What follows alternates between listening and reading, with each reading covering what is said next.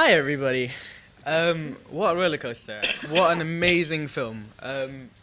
Every single time. It's just crazy. The director, Ergüven, female director, absolutely amazing, and the actresses, the performances are outstanding.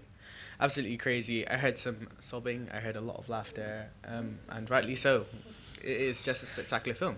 So right now we're going to have a panel, just a really informal, casual conversation, and any questions with my awesome guests to my right. If I can get them to introduce themselves from Noha.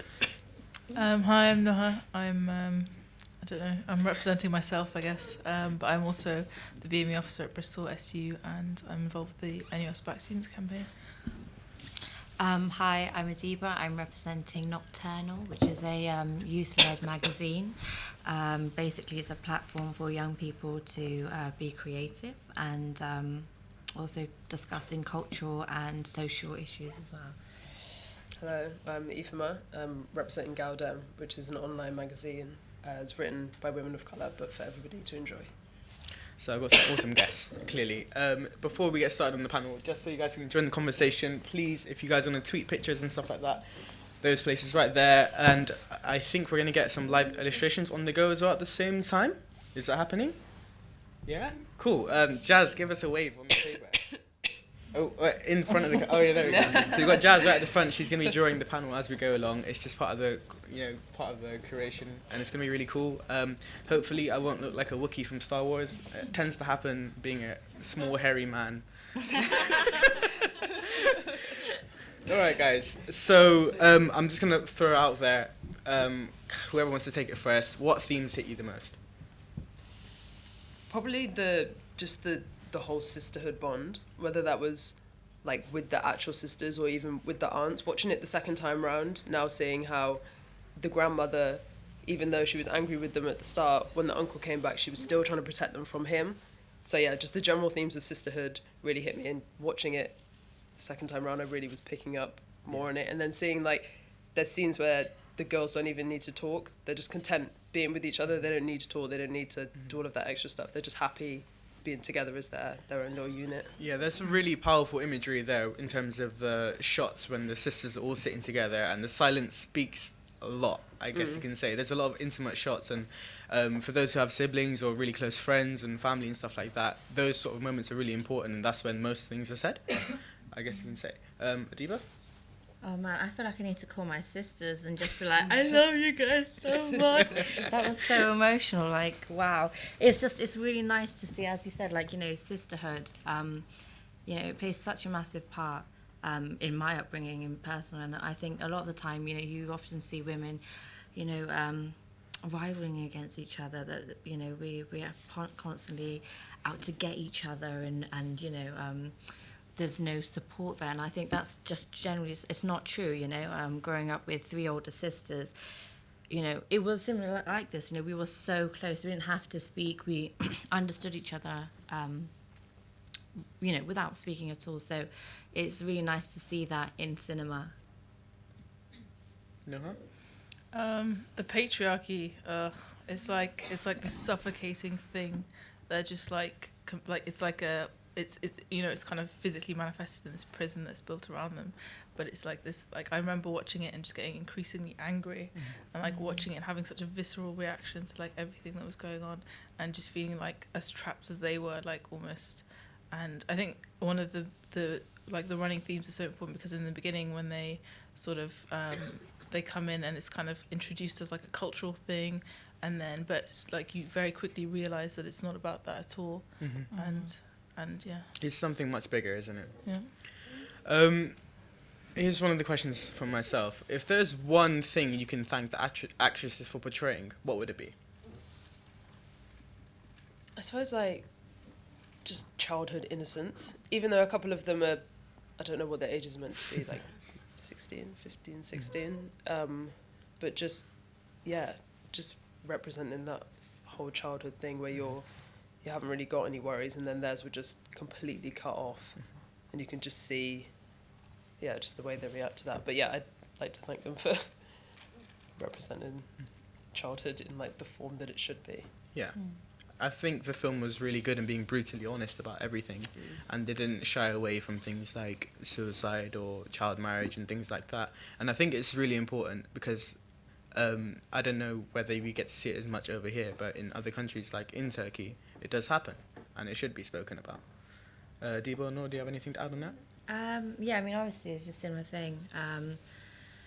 I think also it's just so real the way it was portrayed. Do you know what I mean? Like, it wasn't just a complete sob fest, which it was, but it was also, you know, it was that kind of comedy. It was that kind of like things that you have with your siblings. That's, I think, universal. You know, you guys constantly insulting each other, hitting each other, but also going through those rough times as well. You know, they use comedy as a coping mechanism, which I think is really quite honest. Yeah, definitely. Yeah. I'd like to thank them for their spirit. I think that was felt like you were rooting for them from the beginning. You like wanted them to succeed. You felt like a personal connection with them. I think that's from the sort of organic nature of their performance. And, yeah, definitely. And of course, guys, the floor is open to questions. If anyone wants to ask any questions to our guests, just hand over a mic.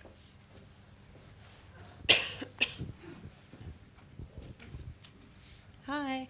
Noah talked about the patriarchy, like the physical manifestation of the patriarchy as the physical environment of the prison, and all of these increasing suffocating environment. It could be said that Errol, the uncle, is like personification of patriarchy as well. What did you think about the hypocrisy that was alluded to within that? That it was alluded that he was at very least molesting his nieces, if not full on, sexually assaulting them. Like, what do you guys think about the hypocrisy there, and how that kind of happens in pretty much every other aspect of patriarchy as well? I think in terms of like physical manifestation, because when it's revealed that he is a hypocrite and he is doing all this, one of the things that really struck me was when, in the beginning, when Mrs. Pellick, I think she is, when she like tells the grandma about the girls on the beach, their reaction to her is very like, they go out and they attack her and they're like, how can you say this? How can you do that? And their uncle builds a physical prison around them and they're completely helpless to do anything. I think that was like quite clear, and it was quite that kind of difference and also in the grandmother's like approach to it. She had no way, like it was almost as if she was using different tools to kind of appease what she could. So she was trying to marry them off to people to get them away from this character who was their uncle, who she still had like less control over. So it was almost as if you were playing within the tools of this patriarchy, the system, to try and get the kind of best deal for within this sort of entrapped space. And I think with the hypocrisy, obviously you kind of see it's injustice all round, but that was it was really like gut-wrenching to see, but it wasn't that surprising, if you see what I mean. It felt a bit like, because in the beginning you're like, oh, the grandma's the villain, she's the one forcing this, but then it becomes a bit clearer and you start to see the powers at play. So, yeah. Definitely. Does anyone else have anything to add on that? I think it's really interesting with Eche's character. I'm not too sure what the director was trying to portray when she was like eating a lot of the food, and then when she met the guy in the car and then told him to come to the house. But I interpreted it as she's trying to like go through with all of these ways to stop herself from being married, so like tarnishing her image or like bringing shame to the family, but then still not being able to like fully play through with it because she is trapped. Like, she is still terrified of her uncle. If anybody's read anything by the director about that character specifically, let me know. I think at the same time, like, I can see it as her trying to gain some kind of control around her environment. Do you know what I mean? Like, she's so limited. She's literally in a prison. So, her, with that boy and eating, that she's trying to control the things that she can, in a sense. So I feel like that's probably maybe what she was trying to achieve by that, which I think she's done really well. It's a really interesting perspective. Do we have any other questions? Yeah, right at the back.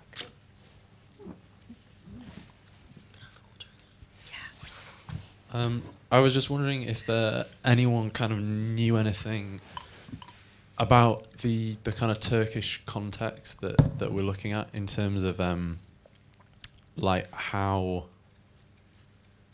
how real that kind of situation is across Turkey, because it feels very much like Istanbul is this kind of, you know, a kind of beacon of hope where maybe this kind of thing, you know, attitudes could be different or something, because it felt a lot like the situation is almost like the context that you're looking at is kind of horribly relatable, really. Like it's not like in a lot of other things. Like it reminded me a lot of like, you know, books, like films, all kinds of things. Like Virgin Suicides was a massive, like, obviously, and it felt like rather than being an almost contrived construction or a kind of metaphor to really bring out patriarchy and bring out all this, the kind of entrapment in a very engineered situation. It actually felt like this wasn't that engineered, and it was something like really, you know, this could happen like in a house in the country somewhere. So yeah, I was just basically wondering if anyone had any suggestions or actually kind of knew, you know, is Istanbul like this beacon of light, and is the countryside, you know, wherever we are in Turkey, is that where this kind of thing is happening, or, you know? Yeah, sorry, that's my kind of vague question. No, it's a really good question. Somebody please correct me if I'm wrong, but I read the director, the scene that happened in the sea happened to her when she was younger, and her grandmother was angry, and the film's about how she wished she'd spoken up for herself but hadn't. And then, I mean, I don't really know whether Istanbul is like a beacon for hope. I think, like you said, it is relatable to a lot of situations, and whether that's like the rural and urban balance, or even just like in other cultures, there are the themes that were in this film do appear in other cultures. I don't know whether it's specific to Turkey. I don't know whether that's a fair thing to say. But like the clips that were when they were watching TV of like the president or prime minister speaking, like those were real clips that they used, and the football situation was real. But yeah, like there are obviously widespread issues that happen in lots of cultures. Yeah, I agree with you. Like I grew up in a British Muslim family, and it was obviously not to that extent, but it was kind of like your punishment was to wear shalwar kameez if you were like being rude, or, you know, if you were late home, you've got to read the Quran. Like it's things like that. But I think at the same time, I do really agree with you. It does come across cultures. You know, like the virginity test that was done in this film. In the 70s, Southeast Asian women, when they were coming to Heathrow, they were subjected to virginity tests, and this is done from people in the UK, and then the virginity test, the results were given to their parents. So either they would be shamed, or they'd be like, "Oh, well done, you're a virgin, well done." So I think we can't just say, "Oh, over there," or "Oh, in Istanbul," or, you know, things happen here too. And I think it's problematic when we say other countries have problems with patriarchy and racism and discrimination, when actually we have very similar things that are happening here. Noha, you know what that? Yeah, so I grew up in a kind of similar culture to the Turkish culture because of the great Ottoman Empire that spread everywhere. So the kind of stuff that was going on, I wasn't surprised at all. Like the bringing in the tea, the meeting the people, the having the guy and his mum and his dad come round, like that is so common. And it's not just about people in a rural village in Turkey. This happens like across the board. Whether you're highly educated or not, it's kind of this kind of ritualistic practice, which I think is really well highlighted in the film. If you see how they bring in every sister, and each time they're like, "Oh yeah, she's one of a kind," they do this whole thing practice like over and over again, and it's just kind of, it's very clear this I guess it traverses through different generations, through different cultures, and the whole, you know, the reducing the girls to virginity test isn't different to when a woman politician's on stage and all that they can discuss is what she's wearing. It's a very similar concept.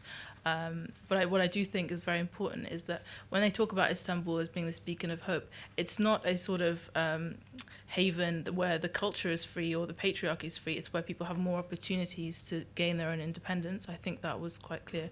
And also the fact that throughout the film, you can kind of see, like, it's reiterated again and again, that it's just that the girls don't have access. You know, when she learns how to drive, that's when she gains her emancipation, as opposed to when she's, I don't know, anything else. So the girls who were married off didn't, whereas when they learnt to drive and had the means and the facilities, that's when they gained their emancipation. Well said. Well said. Is there any other questions?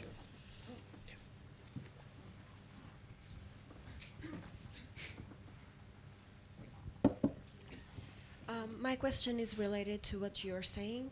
One statement from the movie really touched me, and it wasn't said by none of the characters. It was said by the TV, saying that women should know their limits. And I was like, yeah, we know our limits. There aren't any.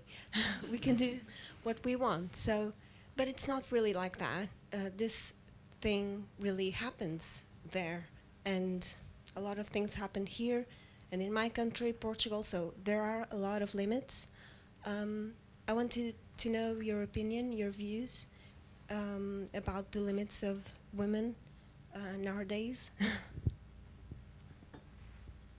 I mean, they suck. And I think it's important to recognise that the limits for whatever the limits are that are set around one woman aren't the same for every kind of woman. So there's not one limit that's set to one woman. There's limits that people put on black women, there's limits that people put on Muslim women, there's limits that people put on queer women. There's all of these different structures that play against us in different kind of ways. But I hate them all, obviously. Nice. The limits on women. There's plenty. There's quite explicit ones, and then there's implicit ones. You know, it can be from the wage gap and so on to very basic sort of, like I said, the being reduced to just your external aesthetic, or being reduced to your engagement with partners or whatever. It kind of manifests in different ways, in different places, in different areas, and there's also a massive socio-economical aspect to it. So, you know, we in the sort of enlightened West can feel like we're doing very well, but that's actually because we have means and tools and facilities that people from lower socio-economic backgrounds don't have. And I think that's very important to recognise the things that impact the limits on women are much wider and much more multifaceted than just how they affect women. But yeah, I think I like to think of it as like a spectrum. Do you know what I mean? I think it's not about pointing at one country and saying this, they're doing this terrible, women treating very bad here. Well, actually, we have things in place here that's absolutely, like you said, you know, the pay gap, that's absolutely insane. So I think I like to see it as more of a spectrum, that we all are suffering from patriarchy, and for some reason we just think that women's honours just are hidden in their vaginas. I just find that really weird. I don't hide my honour in my vagina, actually. I kind of sometimes it's up here, you know. But yeah, it's just really odd. It's really odd, and it's a shame. Definitely. Next question, please.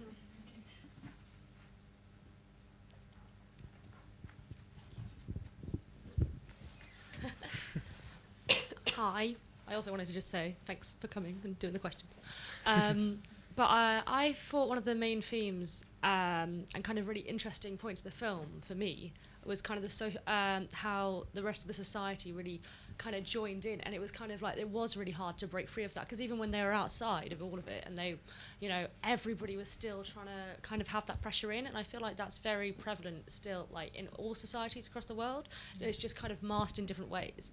And so, for example, like you were saying about female politicians or something like that, they're judged on what they wear, or celebrities, and I think it was really interesting to see that, but in a very different context. And I just kind of wanted to see your opinion on how society really can shape how people can react against things, but also people find their own ways to kind of act against it. So, for example, you know, all the cakes and stuff like that.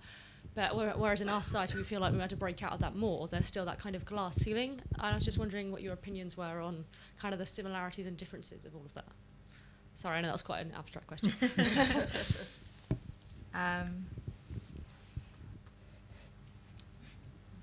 Sorry, I'm thinking also. I think a lot of people get, I mean, myself included, sometimes get stuck in just thinking, oh, that's just the way it is, and then you just kind of go with the flow of that's just the way it is, or this happened because, I don't know, because this politician was in charge or something. Like, you just expect certain things to happen, which, yeah, like the girls at the wedding, they're enjoying the wedding, but they know that the other sister is upset, but it's just, I don't really know. No, I see what you're saying. Like, I think it's interesting to see it from this perspective of the older generation. You know, it's, so for example, when we were growing up, like, we were one of the first families in my massive family to be able to have jobs. That was like a crazy thing. And we were allowed to wear jeans and stuff, and we were allowed to be like, I was allowed to like wax my monobrow. That was like insane. That was like next level, like wow. And so my mum had a massive backlash, you know, being like, oh, you shouldn't do this, and your girl shouldn't, you know, be working, or, you know, they should be married at a certain age. But I think my mum strongly believed that that's not how you get through life, and she lacked that independence. So I think she really, really wanted to see us flourish. So even now we get comments like, why aren't you a doctor? Or why aren't you doing this? It's like, I'm doing my thing, Mum, I'm doing my thing. I mean, I'll be a doctor. But it is really interesting, because at the same time, I could quite easily get really mad at my mum, you know, because she still had these very traditional ideas as to what an Asian person should be. And I think the older I've gotten, I've started to realise that it's really just about control. I mean, so for example, my own personal experiences, when she moved over, she had such little power in the UK, in her society, and so did my dad. And he studied in university, and then he came to the UK. He was a taxi driver, and no one really valued his input or his intelligence. They just thought, oh, he's the packy, you know, taxi driver. All right, we don't want to hear his opinion. I think for them, home was that place where they can control, where they can kind of set the rules and keep tradition. So sometimes it did seem a bit extreme, but actually I can understand that fear, not justifying the acts, but I can understand the idea behind it, basically. I think to an extent we're all kind of like, when you're entrapped in such an infiltrative system that kind of perpetuates every aspect of your life, everyone to an extent is playing the game. So, you know, the women in when you see it's like people's story being told, you see the women and they're kind of like, oh, your daughter should do this, and the film, your daughter should do that. But it's all because they themselves are trying to get a bit higher up on that level where they feel like they are going to fit in better, even though it lacks conviction. So you see when the girls go on to play on the football and they're up on the screen, the women immediately go to destroy any evidence of them being there. So you can see that they're not convinced in what they're doing, and what they want is to protect what they have, which maintains their sort of societal position.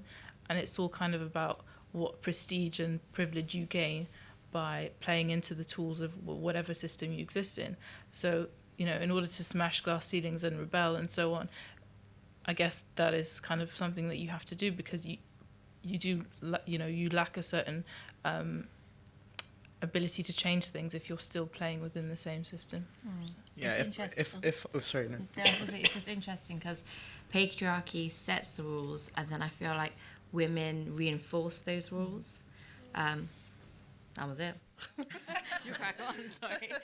If I may jump onto it, I think it's really important for us as a society to sort of go against the grain when we can.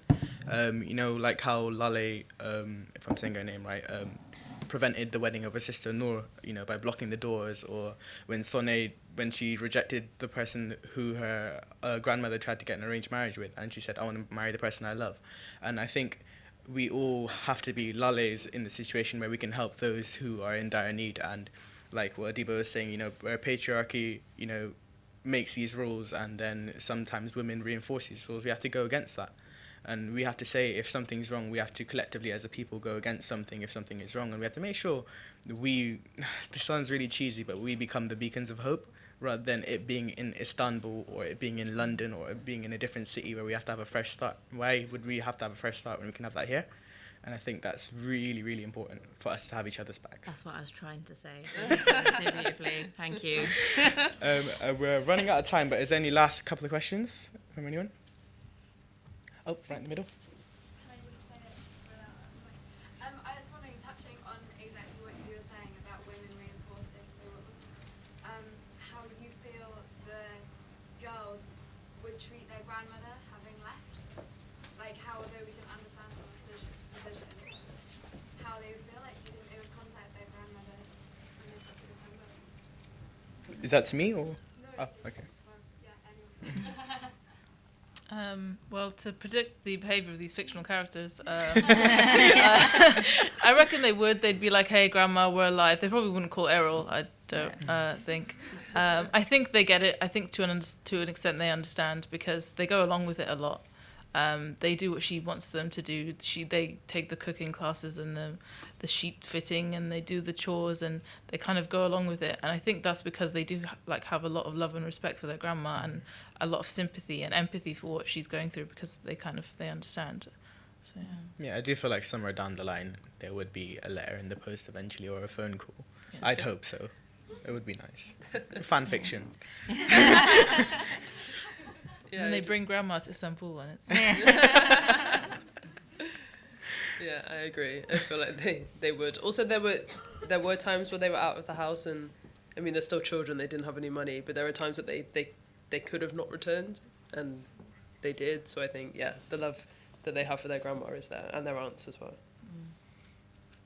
Sweet. I'll take the last question here.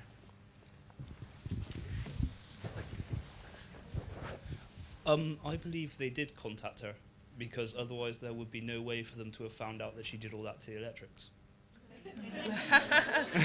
That is Nice. Touché. Someone's paying attention. And I believe that's all we have time for, guys. That was Mustang and conversations about cinema. Please feel free to join us outside at the bar. 10% off drinks. And thank you, Jazz. That is beautiful. Thank you, everyone. Insane.